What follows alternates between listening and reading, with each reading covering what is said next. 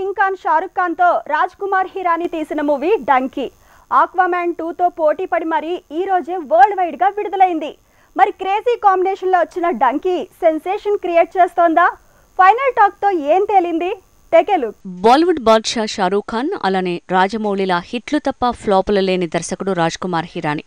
ఇలాంటి వేళ్ల కాంబినేషన్లో తెరకెక్కిన మూవీ అంటే సెన్సేషన్ క్రియేట్ చేయాల్సిందే. కానీ చాలా తక్కువ హైప్తోనే డంకీ వరల్డ్ వైడ్ గా 4000 థియేటర్స్లో రిలీజ్ అయింది. డంకీ మూవీ కథ విషయానికి వస్తే ఓ సోల్జర్ తనకి సాయం చేసిన వ్యక్తి కోసం తన ఊరికెళ్తాడు. కానీ తను చనిపోయాడని తెలిసి తన సిస్టర్కి సాయం చేయాలనుకుంటాడు. అలా హీరోయిన్కి లండన్ వెళ్లాల్సిన అవసరం ఉండటం, తన కోరిక తీర్చేందుకు హీరో తన ప్రాణాల్ని కూడా లెక్క చేయకపోవటం, ఈ ప్రాసెస్తో మరో ముగ్గురు కూడా దేశం దాటడం, సింపుల్గా చెప్పాలంటే దొంగదారిలో మరో దేశం వెళ్లాలనుకునే వాళ్ల కష్టాలే కథాంశంగా వచ్చింది డంకీ మూవీ. డంకీ మూవీలో హాడీ పాత్రలో కింగ్ ఖాన్ షారూఖ్ ఖాన్ పాతుకుపోయాడు.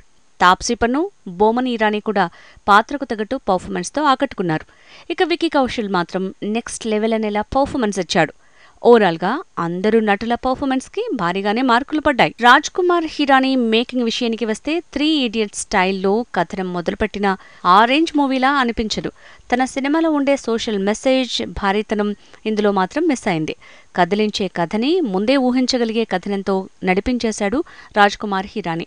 డంకీలో పాటలు పర్లేదనిపిస్తాయి. ఫస్ట్ హాఫ్ నవ్వేస్తే సెకండ్ హాఫ్ కదిలిస్తుంది. కాకపోతే లండన్ వెళ్తే తప్ప ఇందులో కొన్ని పాత్రల సమస్యలు తీరవనే పాయింటే కన్విన్సింగ్ గా లేదంటున్నారు. దాంతో ఈ జర్నీలో క్రియేట్ అయ్యే ఎమోషన్స్ కొన్ని ఆర్టిఫిషియల్ గా అనిపిస్తున్నాయనే కామెంట్స్ పెరిగాయి. ఓవరాల్ గా డంకీకి మిక్స్డ్ టాకే వచ్చింది.